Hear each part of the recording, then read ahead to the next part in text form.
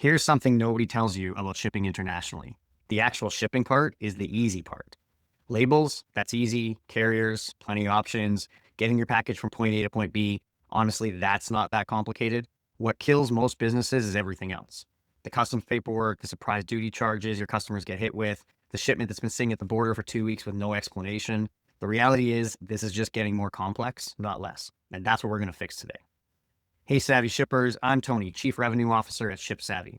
I've managed hundreds of millions of dollars in online sales and helped businesses ship billions of dollars worth of product over the last 20 years.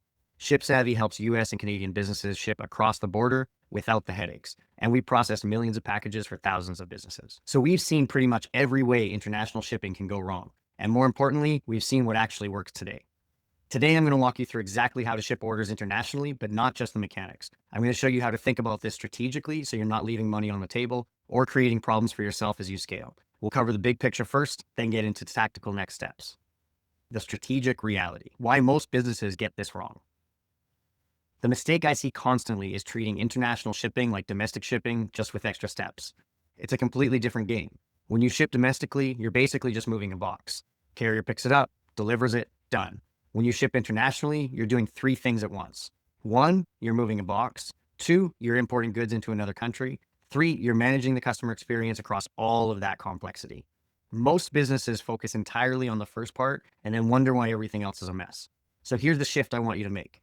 International shipping is not a shipping problem. It's a trade compliance problem that happens to involve shipping.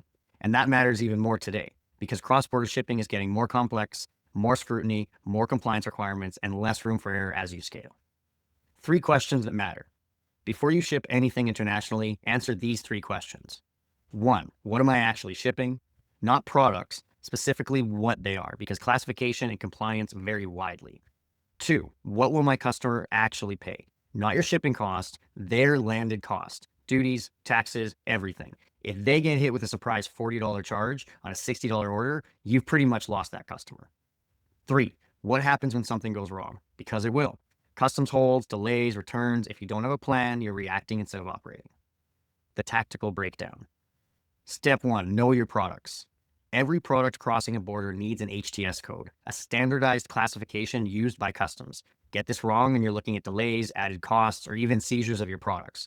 If you're shipping regulated goods, like supplements or cosmetics or food, you need to understand the compliance requirements up front. This is where a lot of businesses run into trouble.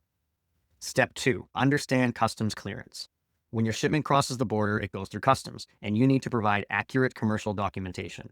Now, historically, low-value shipments into the US had a very straightforward path to clear quickly and duty-free through Section 321. Today, it's more nuanced. Depending on what you're shipping, where it's made, and how it's declared, you may still benefit from simplified clearance, but you can't rely on it the way businesses used to. The key takeaway, you need to understand how your shipments will actually clear before you scale. For higher value shipments, or increasingly depending on product type and country of manufacture, you'll probably need more formal customs entry.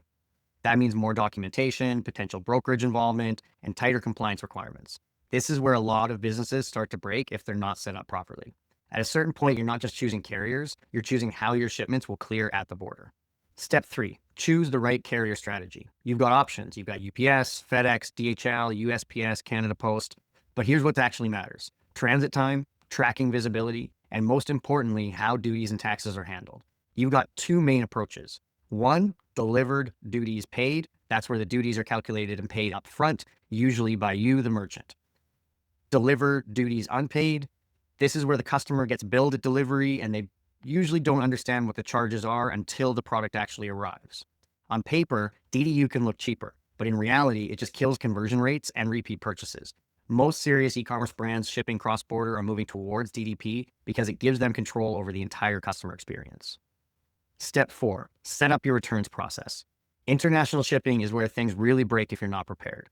This isn't just domestic returns with extra postage. You're dealing with reimportation, potential duties twice, and customer friction if the process isn't clear. At minimum, you need a clear international returns policy, self-serve return initiation for your customers, defined return routing, whether it's going to stay in the US or come back to Canada, and the cost ownership defined for each one of those movements.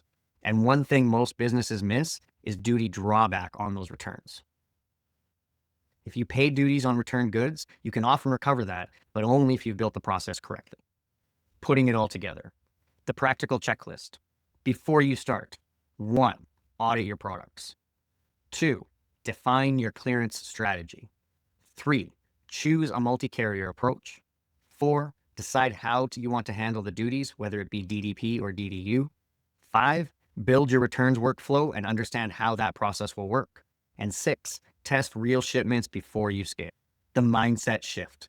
International shipping isn't just a checkbox, it's a growth lever. The US market is 10 times the size of Canada. We all know that. But the businesses that win aren't just the ones who ship internationally, they're the ones who do it well. No surprise fees, fast delivery, clean customer experience, strong support when things go wrong. Those are the things that make businesses successful when they ship internationally. You now have the framework. Think of this as a compliance and customer experience problem, not just logistics. If you're a Canadian or US brand shipping across the border and want to simplify this without stitching together carriers, brokers, and manual processes, that's exactly what we've built ShipSavvy for. You can create a free account at ShipSavvy.com, test shipments, and see how it works for yourself. There's no contracts, no commitments. And if you found this helpful, subscribe. We're putting out more content to help e-commerce brands scale cross-border the right way. See you next time.